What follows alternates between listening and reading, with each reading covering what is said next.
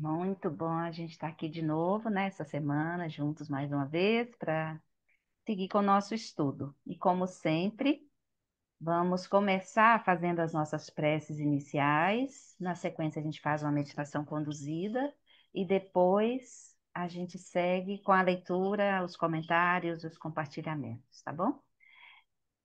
Antes de começar as preces, eu convido vocês a trazer nesse momento no coração e na mente as pessoas que você ama, as pessoas que você sabe que estão passando por alguma situação, precisa de apoio, todos aqueles que nós sabemos que sofrem.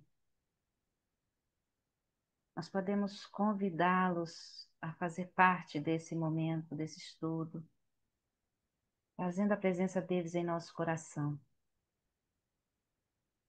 e elevando a nossa aspiração, nosso desejo, para que toda a lucidez, discernimento, sabedoria que nós cultivamos com os estudos se estendam também a essas pessoas, e ainda que elas não tenham contato direto com o Dharma, que o Dharma possa se tornar benéfico de alguma forma à vida dessas pessoas e aliviar o sofrimento.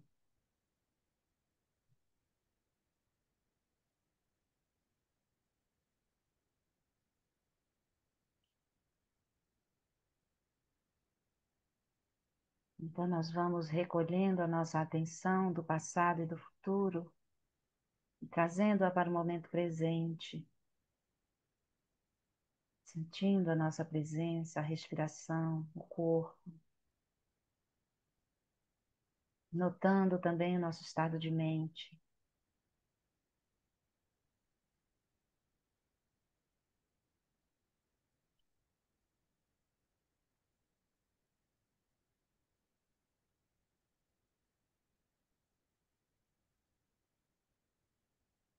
E a partir dessa presença, nós nos conectamos com toda a linhagem,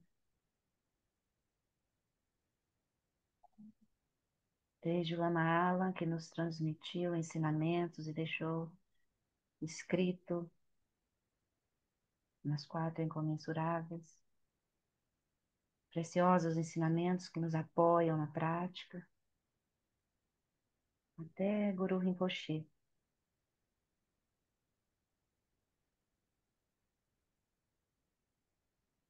Conectados com a presença de Guru Rinpoche, nós recitamos juntos a prece de 7 linhas,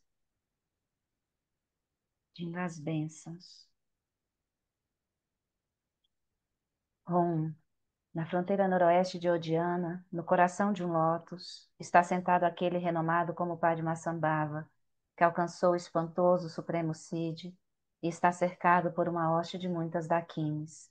Seguindo suas pegadas, dedico-me à prática. Por favor, aproxime-se e conceda suas bênçãos. Guru Pema Siddhi Hum. Om Orgen Yogi Nubjan Pema Gesar Dompola Yatsen Chogi Drupni Pema June Jesudrak Kordu Kadro Mampeko Eki Jesudak Drupki Jingi Lapchi Sheksu So Guru Pema Siji Hum Om Orgen Yogi Nubjan San Pema Gesar Dompola Yatsen Chogi Nyodrupni Pema June Jesudrak Urdu Kandro Mampeko Keki Jesudak Drupki Jingje Lapchi Chekso So Guru Pema Siji Hum. Refúgio Bodhicitta, no Buda, no Dharma e na excelente Assembleia da Sangha, até que alcance a iluminação, neles eu tomo refúgio. Através da minha prática das 6 perfeições, possam todos os seres sencientes alcançar o estado búdico. Sanje Chodan Sochi Chodan La Jancho Bardo Dagni Chapsuchi Dagi Jiso Jipe Sonanchi Drova Pentir Sanje Drupasho Sanje Chodan Sochi Chodan La Jancho Bardo Dagni Chapsuchi Dagi Jiso Jipe Sonanchi Drola Pentir Sanje do Pacho.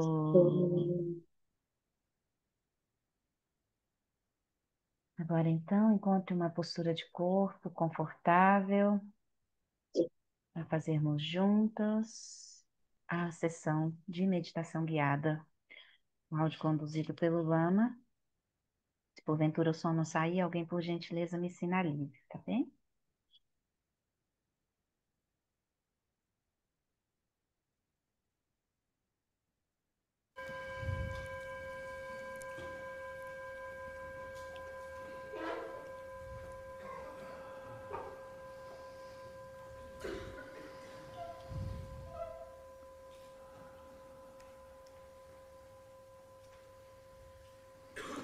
We begin as always by settling body, speech and mind in the natural state.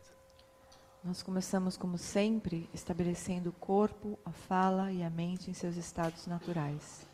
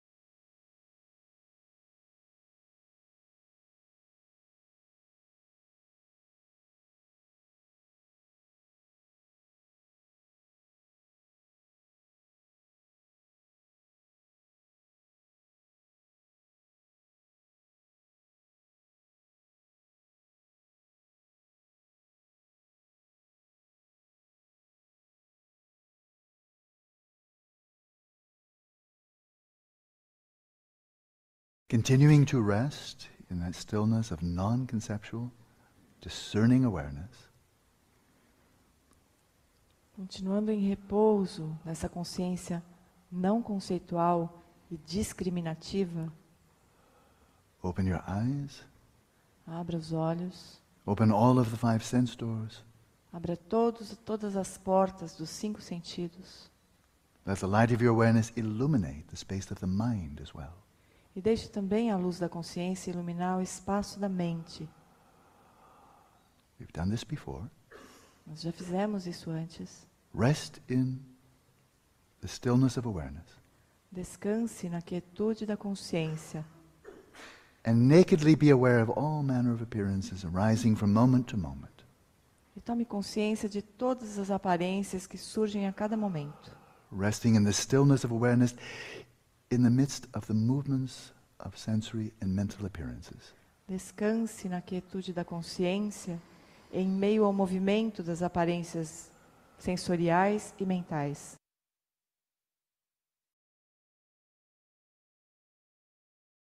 These appearances have no labels built in.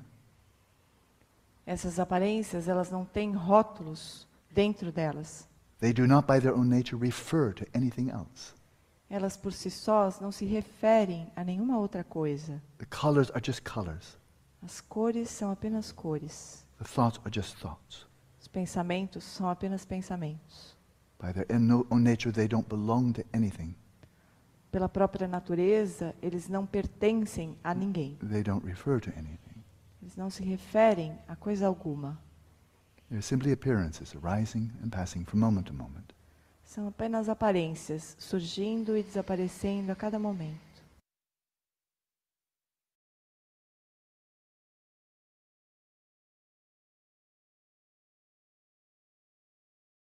That's when we view them from a purely non-conceptual perspective. É assim que nós as vemos de uma forma puramente não conceitual.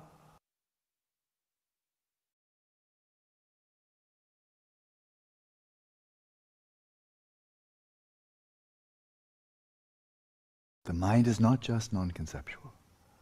Mas a mente não é apenas não conceitual. From this non-conceptual perspective of awareness, observe the conceptual activities of the mind.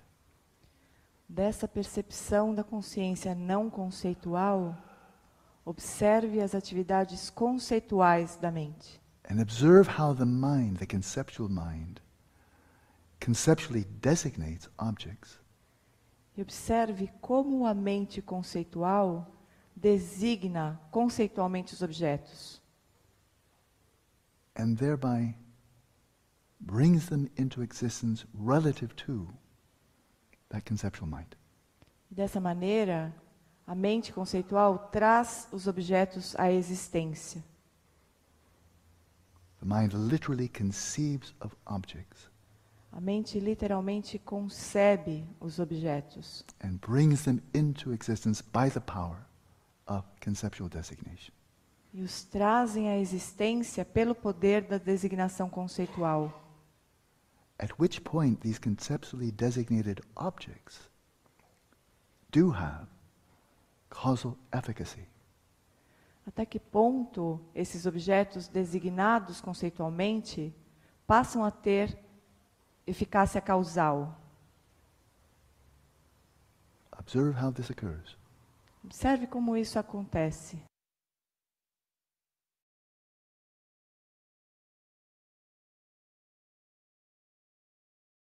We hear a sound, Nós ouvimos um som. and the mind designates the Amém. sound of someone coughing. A mente designa, esse é o som de alguém tossindo.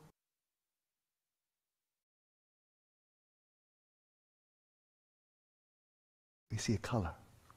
Nós vemos uma cor. The conceptual mind apprehends it as the color of a sweater. E a mente conceitual apreende como a cor de um casaco.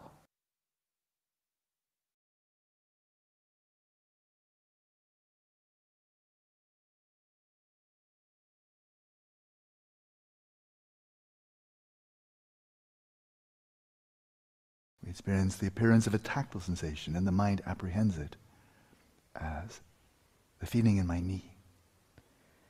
Surge uma aparência tátil e a mente apreende. É uma sensação do meu joelho.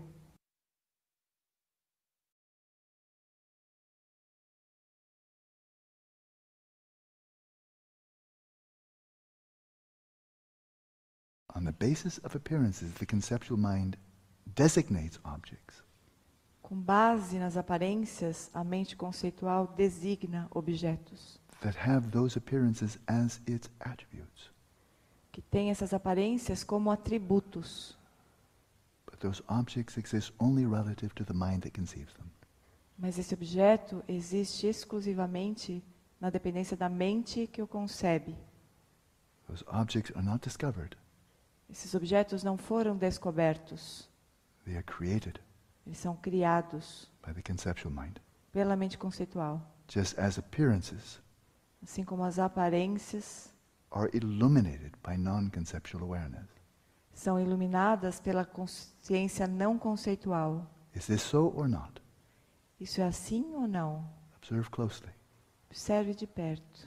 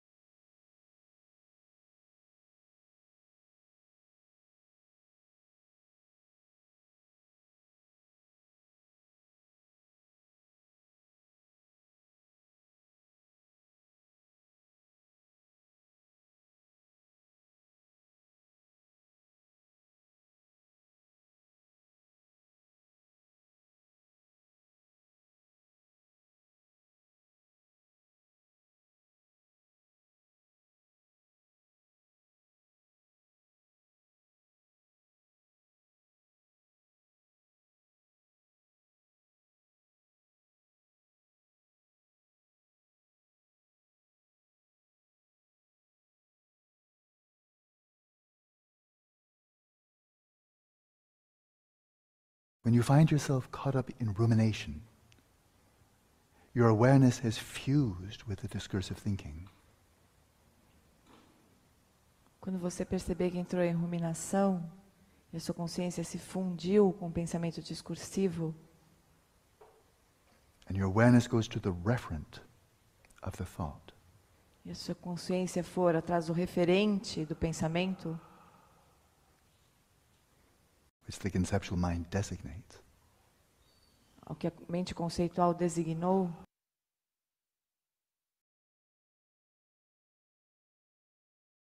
When you observe that your mind has been carried away by distracting thoughts, quando você perceber que a sua mente for arrastada pelas distrações, relax. relaxe. Release the identification with the thinking. Solte a identificação com o pensar. Return to the stillness of awareness, non-conceptual. Retorne para a quietude não conceitual da consciência. And simply observe thoughts as thoughts, E simplesmente observe pensamentos como pensamentos, without even designating them as such. sem nem mesmo designá-los como pensamentos. Simply observe the appearances which have no labels, Simplesmente observe as aparências que não têm rótulos, and yet are distinct, not blended together. mas que ainda assim são distintas, não estão misturadas.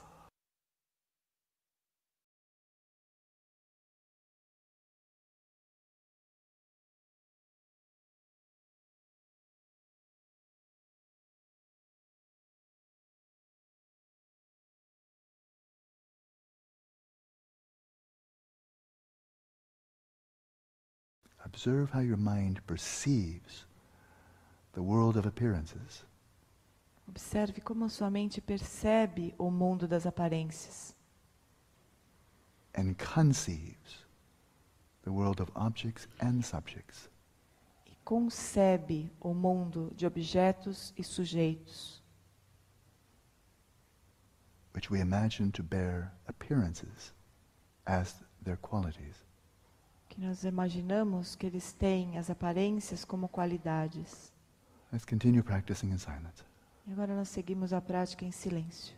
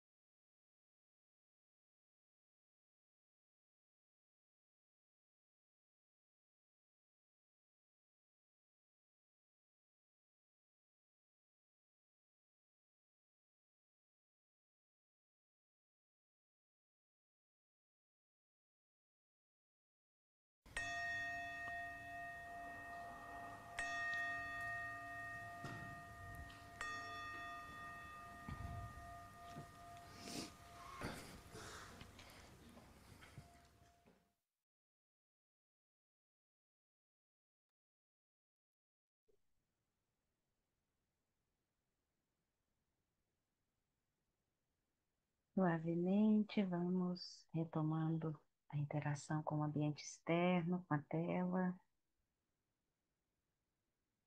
para seguirmos nossa leitura, nosso estudo e práticas. Tudo bem? Se alguém quiser comentar qualquer coisa, fique à vontade para abrir o microfone.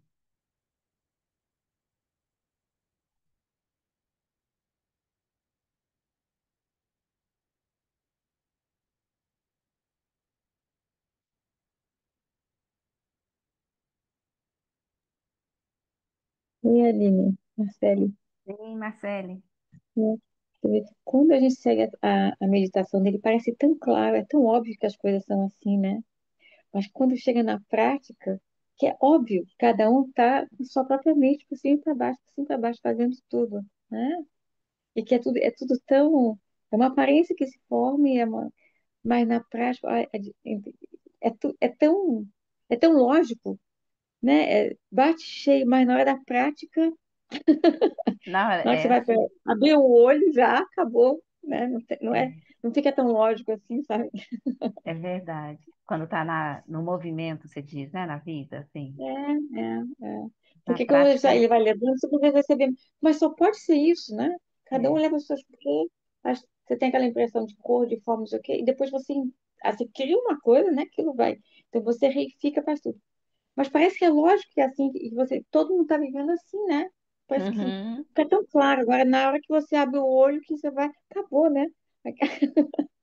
Quando a gente abre o olho e se relaciona, parece que tem muita solidez, né? Tudo volta a ser completamente sólido. É, é. Inclusive você, tudo que, né? Tudo, né? Tudo. O mais lógico que as coisas, né? Só Mas pode ser isso. Você vê que a verdade está na mão. Mas não é minha verdade vai não ainda. estabiliza, né? Pra gente levar com a gente quando sai da almofada. Mas é muito bom a gente conseguir perceber isso na Hum. meditação, né? A gente ainda não consegue perceber isso no movimento, no tete a tete Não. na vida. Mas às E vezes, também não é assim, toda meditação, é assim, é aquela parte, é, né? é, Principalmente quando ele dá um tempinho mais, como ele fala bastante, quando ele dá um tempinho mais, dá tempo de absorver e ver que é é, lógico, é assim. é, A natureza das coisas é assim, a natureza da mente é tudo assim. é. Mas, e agora? E agora, né? Tá Quando tudo levanta, o sólido que aqui.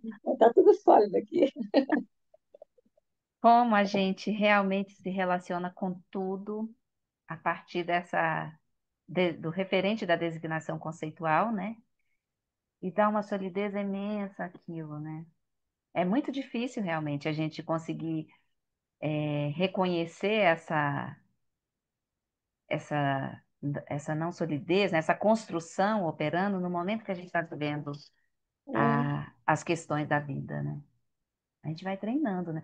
E é muito nítido, assim, as condições são muito boas para trazer para a gente. A condição do Lama, especialmente, eu tenho muita alegria de tê-lo como professor, né? Trazendo essas práticas, porque realmente nos leva a compreender como essa engrenagem opera internamente, né? Como a nossa mente é, constrói essa solidez a partir dessa designação conceitual que a gente imputa às aparências, como aquilo se cristaliza e torna sólido na nossa experiência.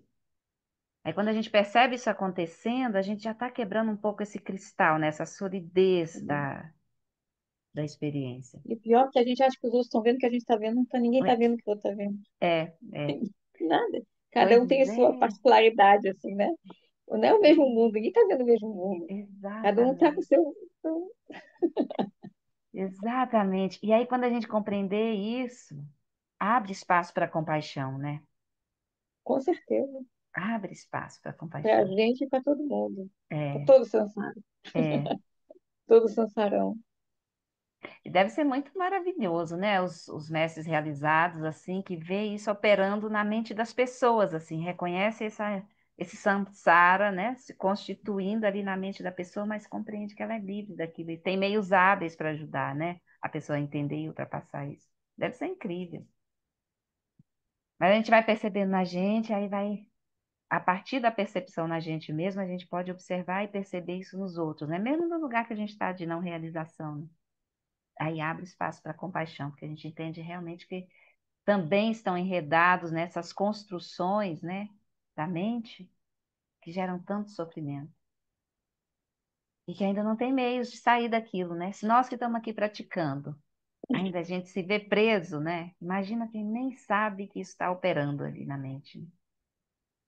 A gente abre espaço para E tá todo compaixão. mundo achando que tá vendo a mesma coisa. Não tem ninguém vendo a mesma coisa. Não tem, Exato, exato. não tem.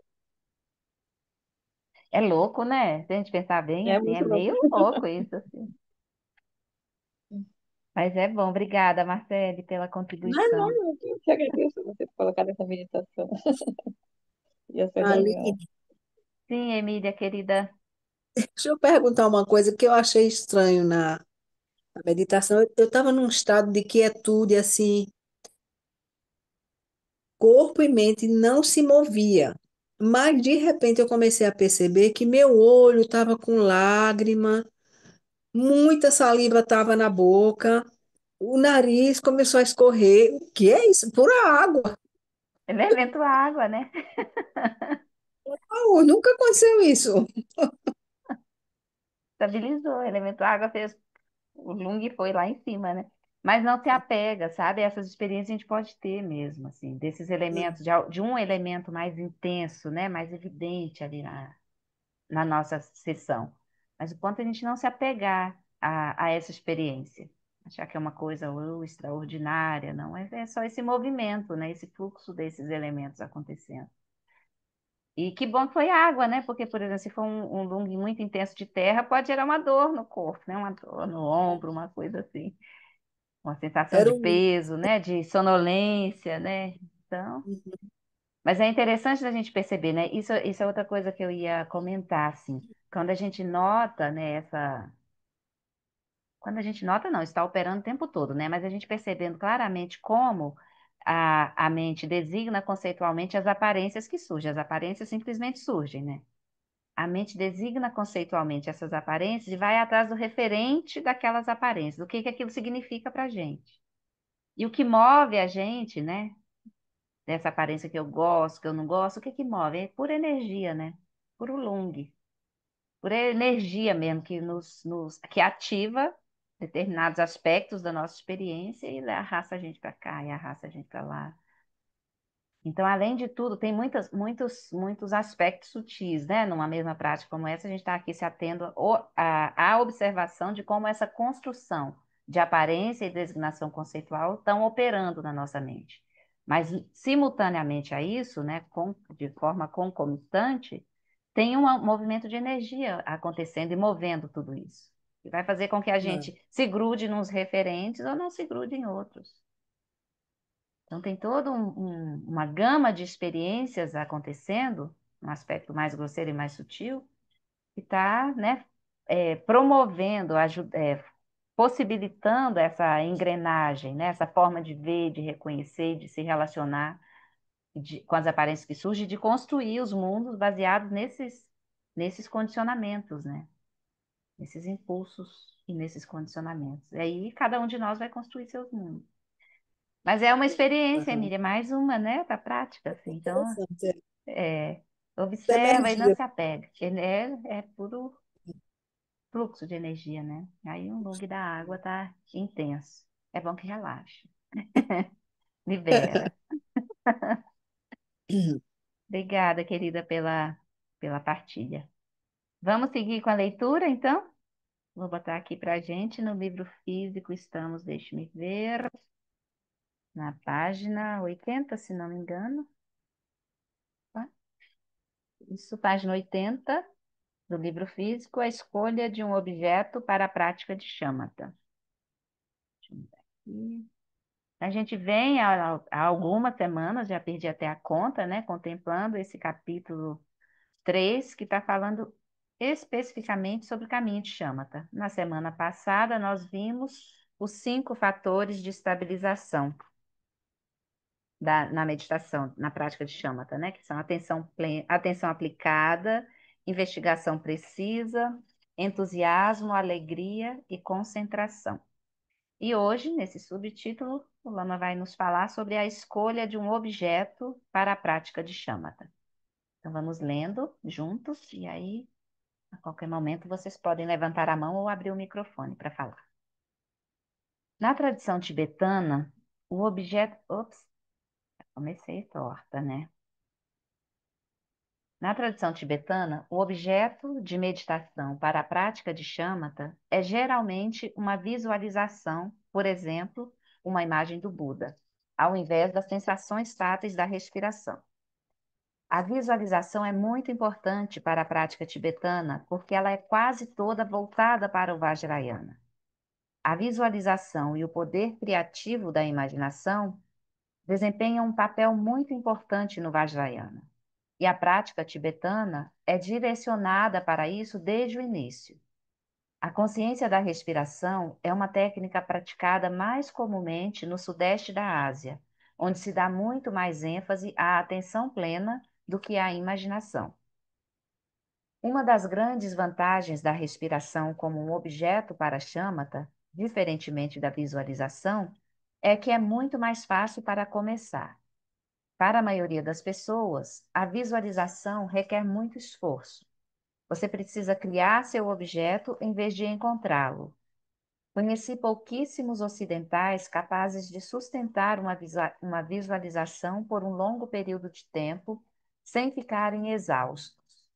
Se você atinge shamatha em uma prática de visualização, a estabilidade e a vivacidade são aprimoradas a tal ponto que o objeto visualizado surge de forma tão clara como se estivesse fisicamente presente.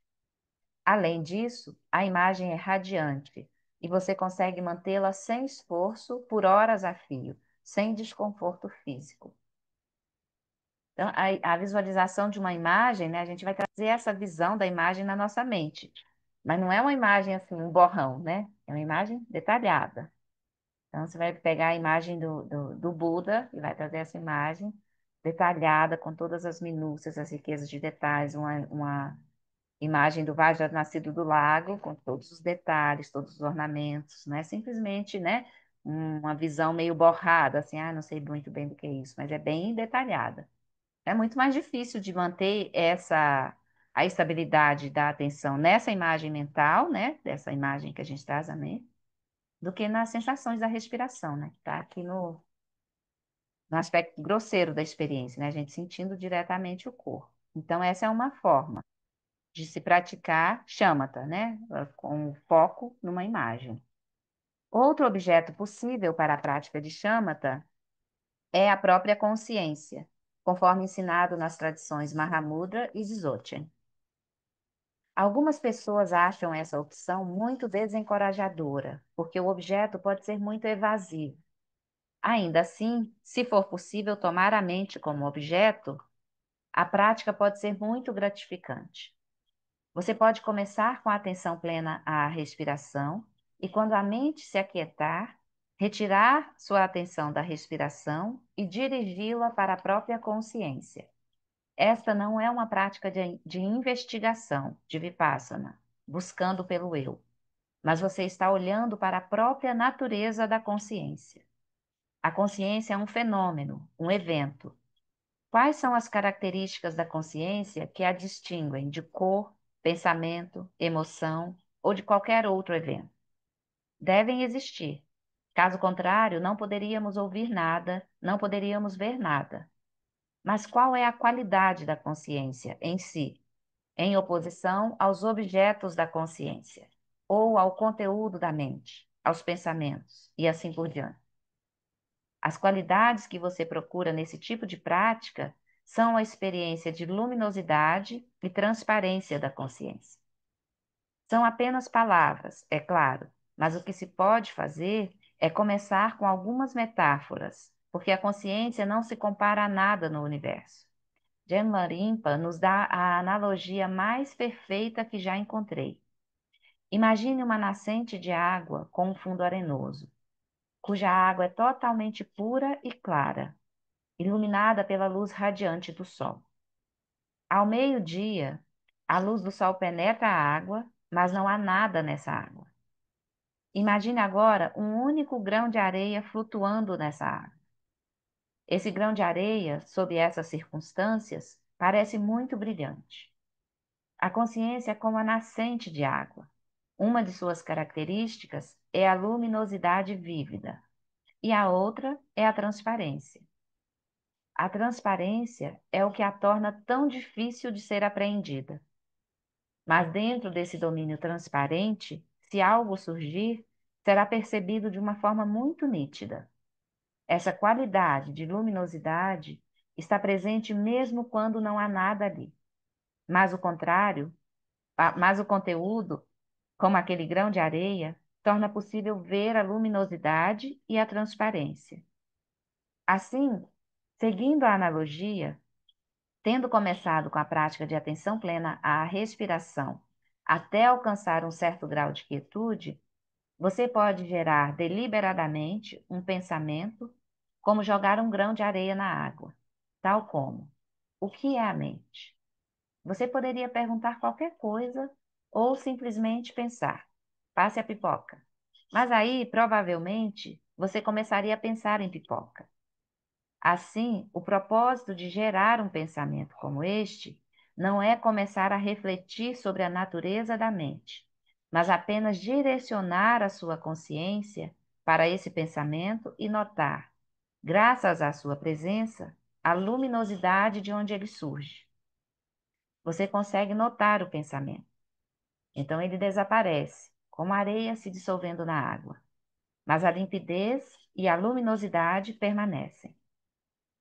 Isso leva algum tempo e é preciso que a mente esteja muito refinada para fazer essa prática. Mas se você conseguir, abrirá muitas portas. Então, aqui, uma outra possibilidade de objeto da prática de shamatha é tomar a mente como caminho, né? Como o Lama está dizendo, e como ele nos ensinou nos anos vários que ele veio dar retiro aqui, com os retiros de Dzogchen, né? Que são, as práticas de shamatha são todas nesse modelo, de tomar a mente como caminho.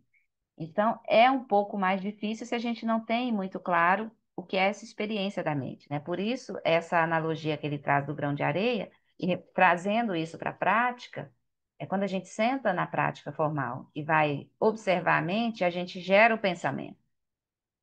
E aí a gente observa quando esse pensamento surge, como ele se mantém e quando ele se dissolve. Esse espaço onde ele surge, se mantém e se dissolve. Qual é a característica desse espaço? E a gente repousa nesse espaço, que está além dos pensamentos. Ou aquém, né? Que é posterior e anterior aos pensamentos e aos eventos mentais. Então, esse espaço, que é a consciência, tem uma característica de luminosidade, que é o que permite a gente perceber essas aparências que surgem no espaço da mente, sejam elas quais forem. Pensamentos, imagens, emoções, tudo surge como aparência para a mente, né? Como evento mental. E aí é por causa da luminosidade da consciência, essa característica que nos permite perceber essas experiências surgindo, se mantendo e se dissolvendo. E aí, ao invés de ir atrás daquilo que surgiu e se manteve, ir atrás daquilo quando aquilo desaparece, a gente se mantém nesse espaço, da própria consciência, né? Esse espaço de luminosidade. Tem uma prática maravilhosa, talvez a gente pode fazer ela na semana que vem, que aí o Lama traz essas orientações, né, de vacuidade e luminosidade, super boas, assim, para a gente observar essas experiências, esse movimento, né, esse surgir, se manter, desaparecer, e como isso é construído a partir dessas experiências e dessa experiência de vacuidade e luminosidade da consciência. Semana que vem a gente faz essa. Então, essa é uma outra forma, né, de praticar a shamatha, tomando a mente como caminho. Maravilhosa, né? Esta é ainda uma prática de shamatha. O primeiro passo é shamatha e o segundo passo é o insight. O problema é que é muito fácil simplesmente se desorientar. Quando você observa a respiração, sabe qual é o seu objeto e sabe quando se perdeu dele. Mais fácil, né? Quando você pratica shamatha com a própria mente ou com a consciência como objeto, é muito fácil ficar ali sentada com a mente em branco. Sentar-se com uma mente vazia não é a mesma coisa que praticar shamatha com foco na mente ou na consciência, onde também há um objeto, mas ele é extremamente sutil. Então, isso é importante da gente observar se a gente escolher praticar chama com foco na mente ou na consciência. Porque às vezes a gente pode ficar lá tranquilona, né? Ou tranquilão. Ai, maravilha. Um branco aqui nessa experiência que eu não estou vendo nada. E se perder ali, né? Ir embora. Mas é na prática de chamata, a gente está mantendo, sustentando o objeto na mente.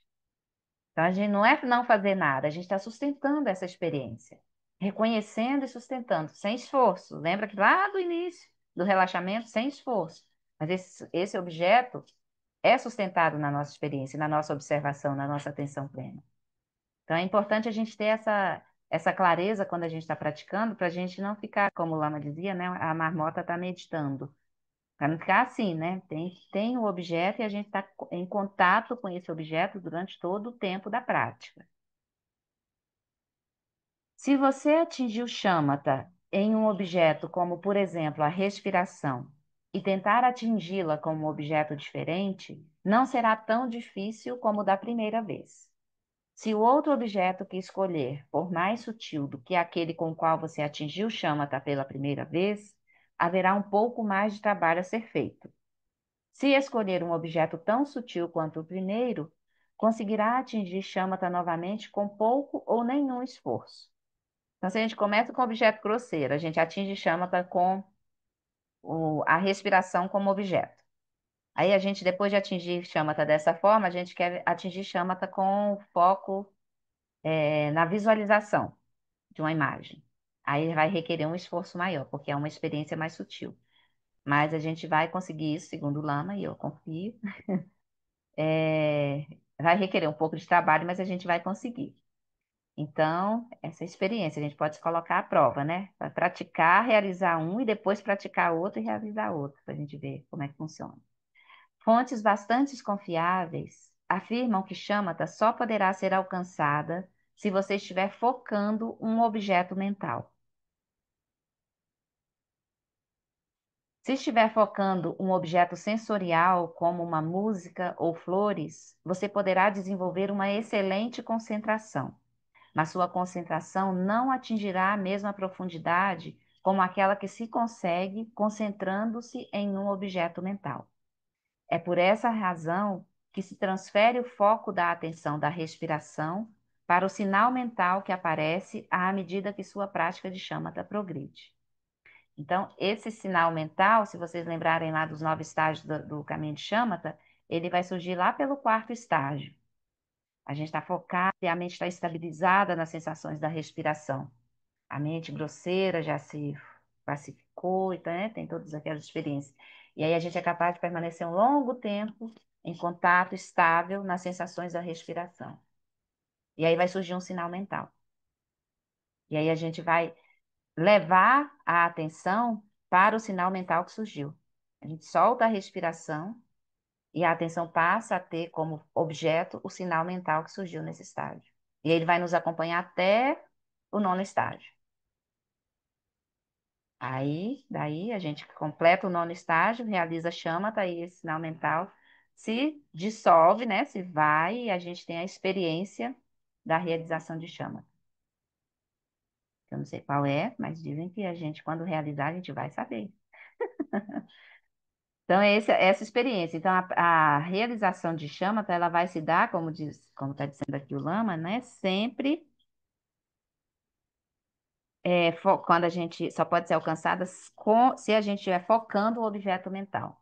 Não está divagando, nem ali, né? Flutuando no espaço livre da consciência. A gente está presente. Então, é esse objeto mental que vai nos levar à realização do caminho de shamatha. Tudo bem, gente? O objeto mental seria, por exemplo, a consciência ou a mente?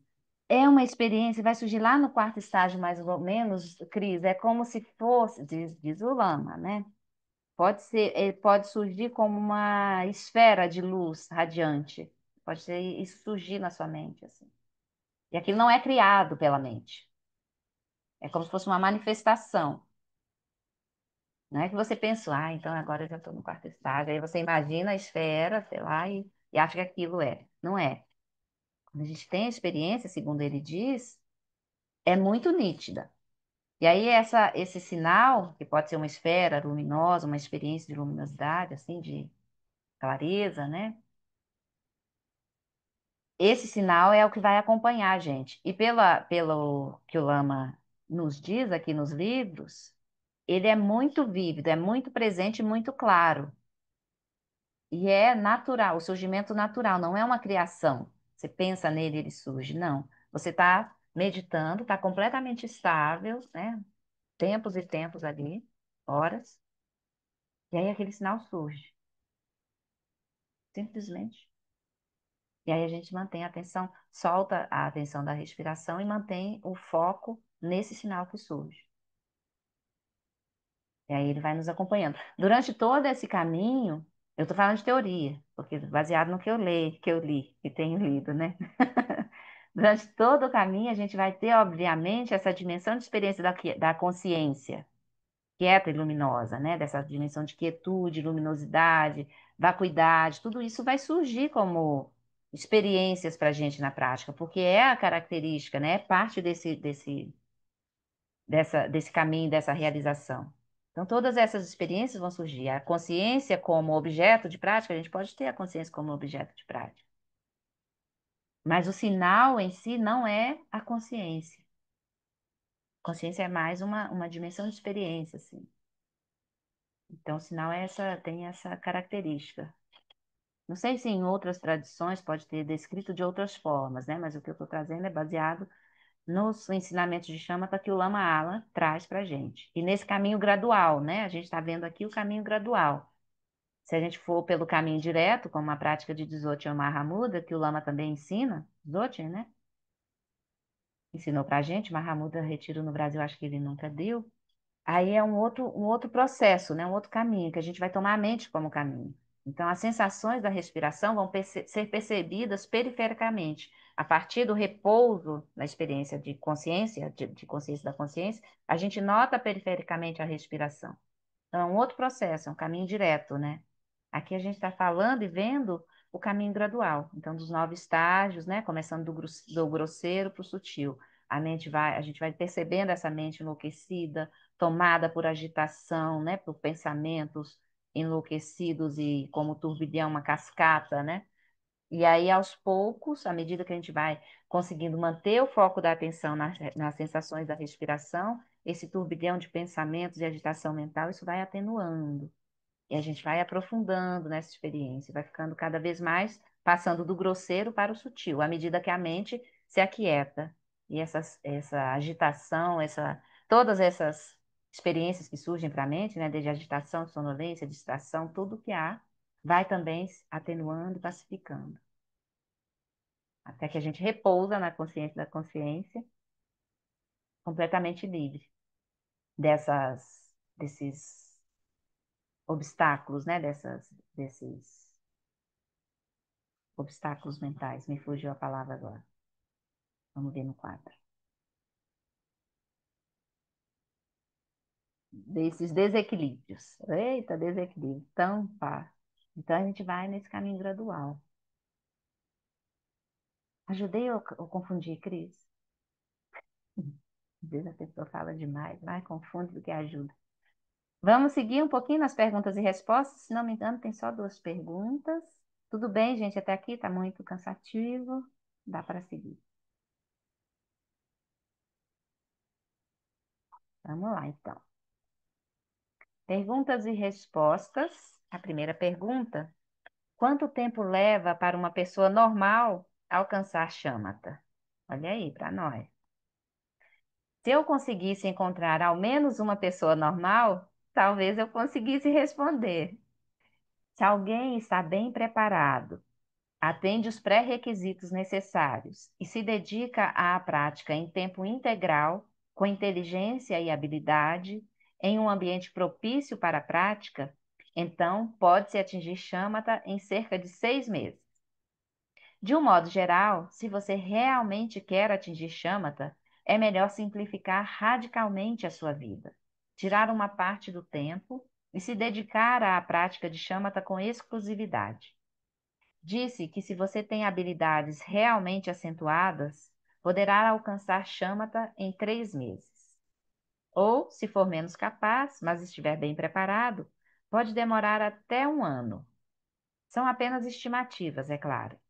A esse respeito, a Tisha menciona que se você não atender perfeitamente aos pré-requisitos, entrar em retiro e tentar praticar com absoluta determinação, você poderá passar por 1000 anos meditando e ainda assim não conseguir. Por isso, pode valer a pena dar uma boa olhada nesses pré-requisitos. Existem muitas variáveis em tudo isso. Shariputra, um dos principais discípulos do Buda, alcançou não apenas Shamatha, mas todas as 4 estabilizações meditativas e as 4 absorções do reino da não-forma em questões de dias. Em questão de dias. Não há como prever quanto tempo levará, considerando que você conscientemente conhece a respeito de si mesmo.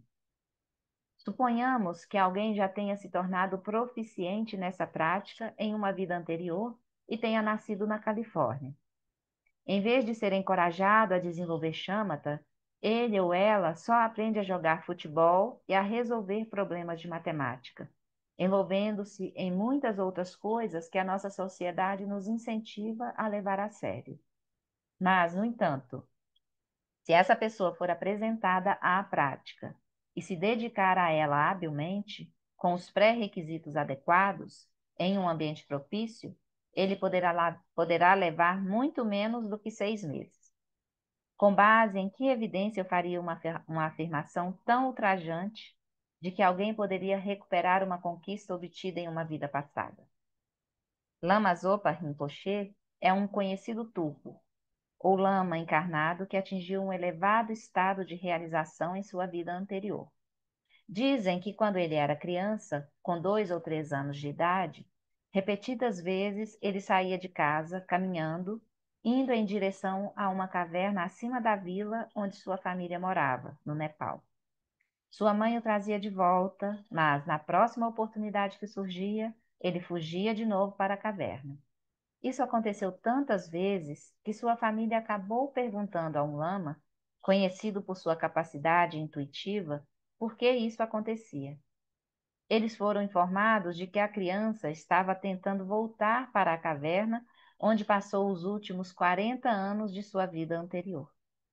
Assim reconheceram que essa criança era um meditante nato. Ele se tornou monge por volta dos 5 anos e recebeu um excelente treinamento.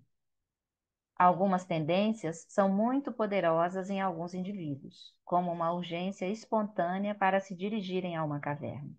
Em seu livro The Way of the White Clouds, o lama alemão Govinda descreve sobre a morte de seu professor, Drommo Geshe Rinpoche. É um relato maravilhosamente inspirador. Antes de falecer, ele disse a seus alunos que voltaria e que eles deveriam procurar por ele. Seguindo a tradição, eles deixaram alguns anos se passarem e então enviam, eles deixam alguns anos se passarem e então enviam uma comitiva de busca. Aguardam o tempo suficiente para que esse ser volte a ter um corpo no ventre de uma mãe, nasça e cresça por 2 ou 3 anos. A localização geral da busca é determinada por presságios ou clarividência. Nesse caso, o grupo de busca foi para o sul, para Gangtok, capital do Sikkim. O grupo de monges, viajando disfarçados como se fossem mercadores, andava pela rua quando um garotinho da idade certa os viu chegando. Ele deu uma olhada, correu para casa e anunciou para sua mãe: "Eles vieram me levar de volta ao meu monastério." Os monges ouviram isso e foram conversar com a criança, que os reconheceu. Quando trouxeram o menino de volta ao seu monastério, ele reconheceu as mudanças que haviam sido feitas nos edifícios. Não seria surpreendente se uma pessoa como essa se saísse muito bem nas práticas de meditação, porque ela estaria catalisando habilidades que já haviam sido muito bem cultivadas. Então, ele traz panorama de diversas experiências, né? Então, possibilidades, né? Então, ele diz aqui que se a gente tiver atendido os pré-requisitos, lembram dos pré-requisitos? que a gente já viu também nesse estágio, nesse capítulo, que é o ambiente adequado, contentamento, ter poucos desejos, disciplina ética, ter poucas preocupações, evitar a ideação compulsiva. Esses são pré-requisitos para a prática de chama, para atingir chama. Então, se a gente não tiver esses pré-requisitos, por exemplo, se a gente estiver lotada de desejo, se estiver lotada de preocupação, do que adianta entrar para um retiro de chama? Você não vai conseguir realizar, né? Você pode passar 1000 anos, como o Lama disse aqui, e não vai conseguir realizar.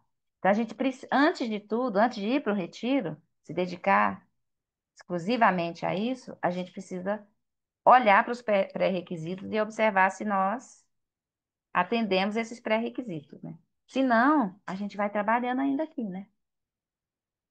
Para compreender desejos, por exemplo. Nossa, desejo é um desafio, né?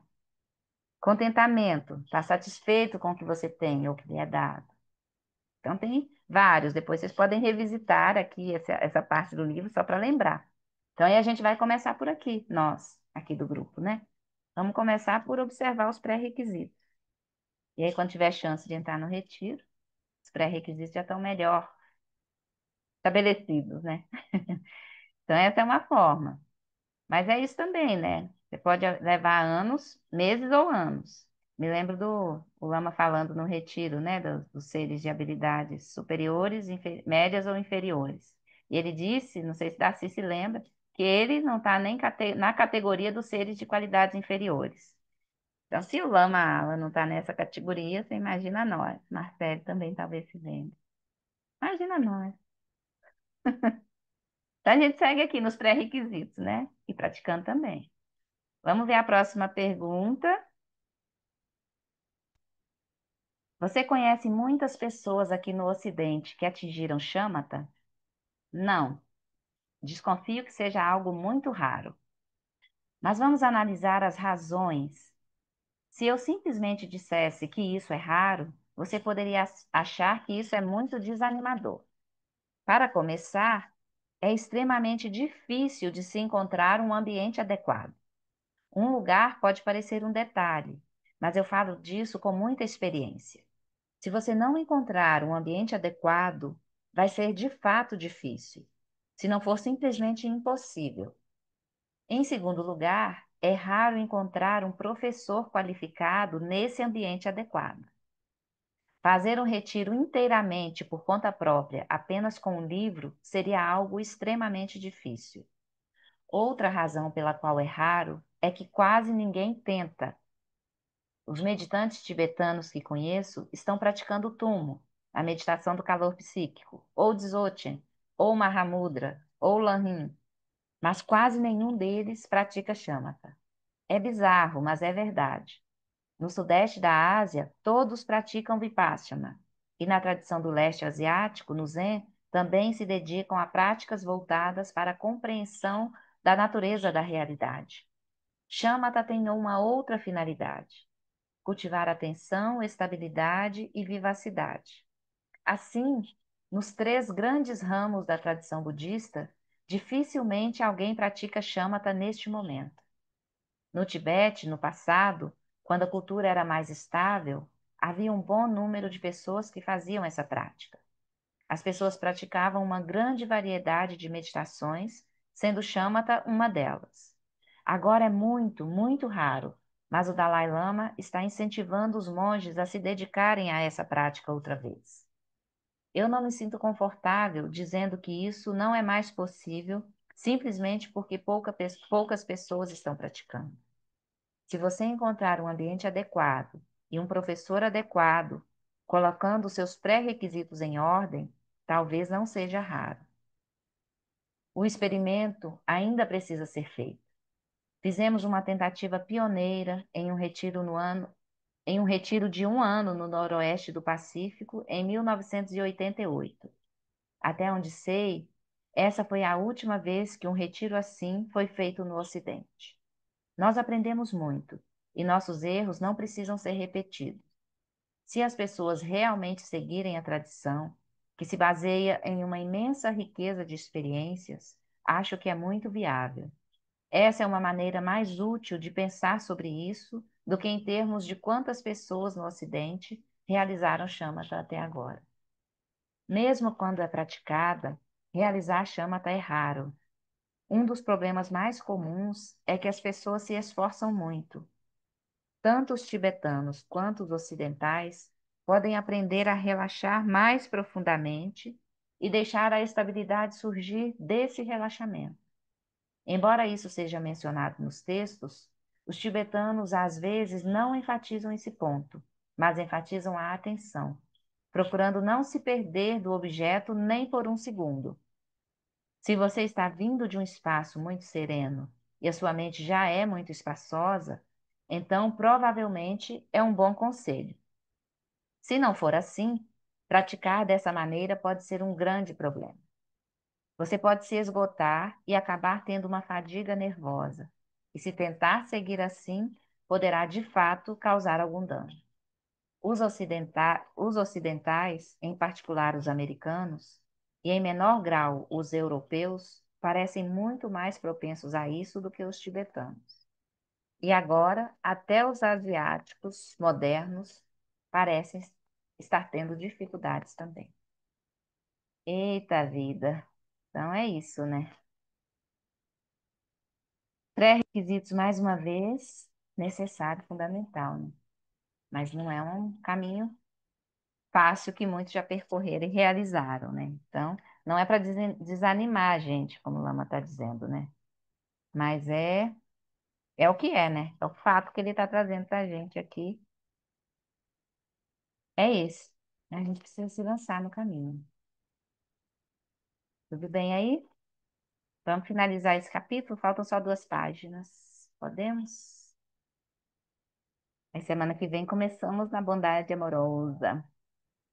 Agora ele vai falar, enfim, do que há além de Shamatha. No exato momento em que você realmente atinge Shamatha na prática da atenção plena à respiração, o sinal mental da respiração que você usou como objeto da prática desaparece. E em seu lugar surge um outro sinal mental, muito mais sutil. Ele surge da natureza da própria mente. Está intimamente relacionado à respiração. Esse sinal mental, recém-surgido agora, se torna o seu objeto. Se você quiser ir além de Shamatha e atingir os estados conhecidos como as 4 estabilizações meditativas. Então, se a gente for seguir e cultivar as 4 estabilizações meditativas, a gente vai usar esse sinal mental que surge na realização de Shamatha. Você passa a observar esse novo sinal e existem técnicas específicas para fazer a transição para a primeira estabilização e seguir adiante. Na 4ª estabilização, sua respiração para e a mente entra em uma serenidade profunda e quase ilimitada. Em seguida, você abandona essa imagem mental e entra no chamado reino da não-forma, uma dimensão de espaço ilimitado. Qualquer sensação relacionada aos sentidos físicos já desapareceu há muito tempo. Mais adiante, surge uma experiência de consciência ilimitada e, em seguida, uma experiência do nada. A seguir, o praticante entra em um estado em que não há discernimento e nem não discernimento. Essa é uma descrição da tradição Theravada. Os tibetanos têm uma perspectiva diferente. Em primeiro lugar, parece que a tradição deles não tomou a atenção plena à respiração como veículo por todo o caminho de Shamatha por muito tempo. Muitos tibetanos atingiram Shamatha, mas usaram técnicas de visualização e meditação sobre a consciência. Além disso, os tibetanos geralmente não têm interesse em alcançar as estabilizações além de Shamatha. No contexto tibetano, no qual a ênfase está no Vajrayana, não se deseja alcançar a primeira estabilização. Há uma boa razão para isso. Quando se avança para além de Shamatha e se alcança a primeira estabilização, o desejo sensual, um dos 5 obscurecimentos para alcançar a estabilização, é temporariamente suprimido por completo. Quer o estímulo seja comida, música, desejo sexual, seja o que for. É como dar uma salada a um leão. E tudo bem se você estiver seguindo a prática do Theravada. Se você deseja escapar do desejo, você tem meio caminho andado. Agora, você só precisa praticar Vipassana e será capaz de cortar o desejo diretamente pela raiz. Por outro lado, no caminho Vajrayana, o ponto não é suprimir totalmente os seus desejos sensuais. Você certamente não quer ser dominado por eles, mas também não quer eliminá-los. Você quer ser capaz de se expor ao desejo de acordo com a sua vontade, de provocá-lo com o propósito de transmutá-lo. Isso está completamente inserido na prática formal. O praticante gera a bem-aventurança no contexto da experiência sensorial. Por exemplo, enquanto come, ou enquanto ouve um som, ou em um ato sexual, transmuta-se a experiência. Mas, em vez de agir como um mendigo infeliz, que procura a felicidade externamente na experiência sensorial, na prática vajrayana, você permite que a felicidade que vem de uma fonte muito mais profunda sufoque e transmute o prazer da experiência sensual comum. Isso pode ser mal interpretado ou banalizado de muitas maneiras diferentes, mas a questão é trazer a felicidade de um estado muito profundo de consciência à sua experiência sensual. E assim, ela adquire uma qualidade transcendente. Parece que durante séculos os tibetanos não praticaram as estabilizações meditativas mais elevadas. No entanto, eles se interessam por shamatha, que leva você ao limiar do reino da forma. Contando que permaneça bem ali, no limiar, você tem acesso aos desejos, mas não é arrastado por eles. Qual seria a vantagem de entrar nesses outros reinos? É uma questão de exploração, mas também ocorre uma purificação. O budismo Theravada tem uma abordagem bastante direta em relação à mente afligida por delusão, apego e hostilidade. O objetivo é erradicar totalmente essas aflições, arrancá-las pela raiz para que elas nunca mais surjam novamente. Em outras palavras, é um extermínio completo. E a purificação das estabilizações meditativas tem um valor nessa abordagem. Outra abordagem, que é comum a todas as tradições budistas, é colocar shamatha a cultivo do insight. Você obtém uma ferramenta absolutamente perfeita para investigar a natureza da realidade. Há toda uma série de disciplinas, modos de exploração e investigação que podem ser usados de maneira aperfeiçoada com shamatha e que são radicalmente transformadores. Você também pode usá-los sem shamatha, mas não tão bem. Ou pegue essa mente extraordinariamente afiada e aplique-a no cultivo da bondade amorosa e da compaixão. Isso seria imensamente valioso. E assim encerramos esse capítulo 3. Então, a gente vai praticar shamatha aqui nesse contexto do budismo tibetano até esse limiar, né? A gente não vai suprimir, eliminar os desejos sensuais, mas a gente vai transformá-los. E a gente deixa de ser arrastado por eles como mendigo, né? Morto de fome, querendo saciar todos os desejos. A gente não é arrastado por eles, a gente não é movido por esse desejo, mas vem a atenção plena vai nos permitir cultivar a sabedoria. As práticas de insight, observar a natureza dessas experiências e a perceber com clareza quando elas surgem dessa mente aflita ou dessas, dessas experiências de sofrimento, né? Movidas pelo apego, desejo, ignorância e a delusão. Então, a gente vai usar a atenção plena e reconhecer a natureza dessas engrenagens, né? Desse surgimento, dessas experiências. E aí a gente não precisa sublimar as experiências, né? Mas é simplesmente reconhecer como elas surgem, como a gente pode transformá-las e se mover de uma outra forma. E a energia que surge, né? Que move essas experiências, a gente usa essa mesma energia para transcender, para ir além delas, né? Pra fazer mais e mais clareza, sabedoria, e nos direcionar na que realmente importa, o cultivo de bondade amorosa, compaixão ilimitada. As 4 incomensuráveis. Que aí vamos partir desse ponto aqui, né, onde nós já realizamos chama, e vamos usar essas habilidades agora, para cultivar as 4 incomensuráveis a partir da semana que vem. Tudo bem, gente? Vamos fazer então nossa dedicação. Encerramos esse capítulo, que é muito precioso, todo o ensinamento do Lama sobre Shamatha, porque realmente, se a mente não estiver funcional, né, se a mente estiver muito afligida e arrastada por todas as confusões, a gente não vai conseguir ter clareza para fazer o que de verdade importa, né? A gente cultiva uma mente de qualidade, que vai ser um instrumento para a gente realizar todas as outras práticas. E a gente segue praticando Shamatha e agora, junto com a atenção plena, nós nos lançamos nas 4 incomensuráveis na semana que vem.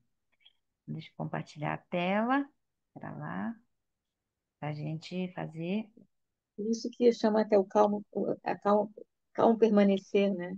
Eu gosto isso. muito dessa, né? Mesmo que a gente não tenha atingido, mas se a gente permanecer um pouquinho calmo, já vai, já estamos indo, né? Maravilha, é Vamos indo. isso.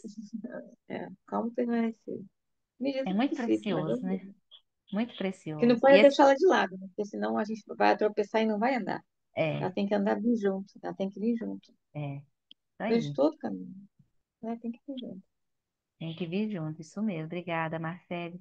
A Laca ia perguntar sobre isso? A chama segue sempre junto, né? Ainda a gente não tem a realização, como a Marcele disse, né? A gente vai fazer um combinado de práticas, né? Um popurrí, assim. A gente vai usando todas essas que a gente já tem aprendido, praticado, né? Se calmo permanecer. Isso. E a gente lembrar de Shamatha dessa descrição, né, do calmo permanecer é muito útil para a gente também no movimento da vida, né? Quando a gente se percebe ali arrastado pelas confusões, a gente pode soltar, permanecer quieto, calmo, tranquilo, sereno. Mesmo do Alan Wallace falando de uma analogia, um buquê, né? Você tem um buquê de flores. Cada E flor, me lembro até do Eric Gunsa também. Mas cada flor é um método, né? E você sim, vai indo. Boa parte desse buquê chama. é, é. Boa parte é chama também. E aí a gente vai aumentar, né? Nós vamos colocar mais flores nesse buquê a partir da semana que vem, com a bondade amorosa. Então vamos dedicar, né, os méritos do nosso estudo, da nossa prática. E aí cada um de nós pode trazer na mente e no coração as pessoas queridas com quem estão se preocupando, ou as não queridas também, que a gente gostaria que alcançasse níveis de lucidez e sabedoria para gerar menos mal a outros seres. A todos os seres, né, que todos, sem exceção, possam ser livres de todos os obscurecimentos que causam mal à própria vida, que causam sofrimento à própria vida e à vida dos outros.